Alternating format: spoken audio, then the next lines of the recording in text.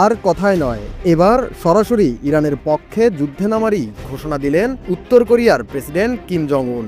Iran চাইলেই ইসরায়েলকে ধ্বংস করার মিসাইল দেবে দেশটি, এমন খোলা প্রস্তাবই দিলেন বিশ্ব রাজনীতির আলোচনায় থাকা এই নেতা। মঙ্গলবার প্রকাশিত এক প্রতিবেদনে কিম বলেন, ইরান চাইলে ইসরায়েলের বিরুদ্ধে যুদ্ধ চালাতে ক্ষেপণাস্ত্র দেব, ইসরায়েলকে মুছে দিতে শুধুমাত্র একটি মিসাইলই যথেষ্ট। যুদ্ধের ময়দানে এক ধাপ এগিয়ে এবার ইরানের পাশে দাঁড়ালো উত্তর কোরিয়া। পারমাণবিক ও ক্ষেপণাস্ত্র পরীক্ষায় বিশ্বের নজর কাড়া কিম জং উন এবার ইরানকে ক্ষেপণাস্ত্র দেওয়ার প্রস্তাব দিলেন। ইরানের জন্য ক্ষেপণাস্ত্র সরবরাহের ঘোষণা, যা ব্যবহার করা হবে ইসরায়েলের বিরুদ্ধে। উত্তর কোরিয়ার রাষ্ট্রীয় সংস্থার সূত্রে জানা গেছে, কিম ঘোষণা দিয়েছেন, ইরান চাইলে আমরা এক বা একাধিক ক্ষেপণাস্ত্র দিতে পারি, যা এক ঝটকায় ইসরায়েলকে ধ্বংস করতে পারে। এই ভাষ্য আসলে ইরানের প্রতি ভ্রাতৃত্ব ও আত্মরক্ষার কৌশল। বন্ধুরাষ্ট্রের বিপদে এগিয়ে আসা কিমের জন্য নতুন কিছু নয়।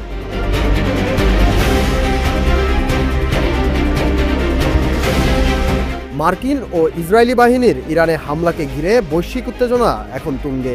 এই হামলায় নিহত হন ইরানের সর্বোচ্চ নেতা আলী খামেনি।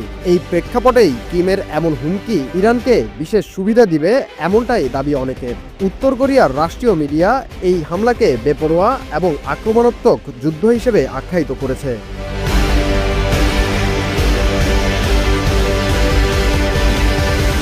বিশ্লেষকরা বলছেন, উত্তর কোরিয়ার ক্ষেপণাস্ত্র ও প্রযুক্তি ইরানের চেয়ে অনেক উন্নত।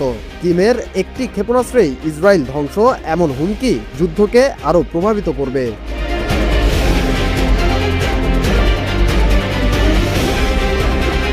সামাজিক যোগাযোগ মাধ্যমে ইতোমধ্যেই কিমের ঘোষণা নিয়ে ঝড় উঠেছে।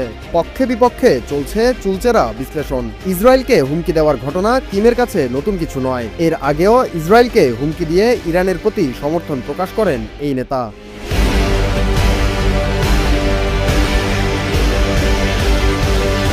বিশ্লেষকরা বলছেন, রাশিয়া, উত্তর কোরিয়া, ইরান আর সম্ভবত চীন নিজেদের অবস্থান শক্ত করার চেষ্টা করছে।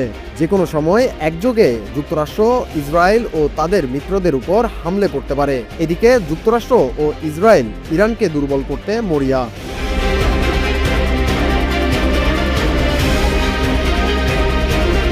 কিমের এই ঘোষণায় এখনো কোনো মন্তব্য করেনি ইসরায়েল। তবে নতুন করে ইরানের বন্ধু দেশগুলো যুদ্ধে যোগ দিবে বলে ধারণা করছেন বিশ্লেষকরা।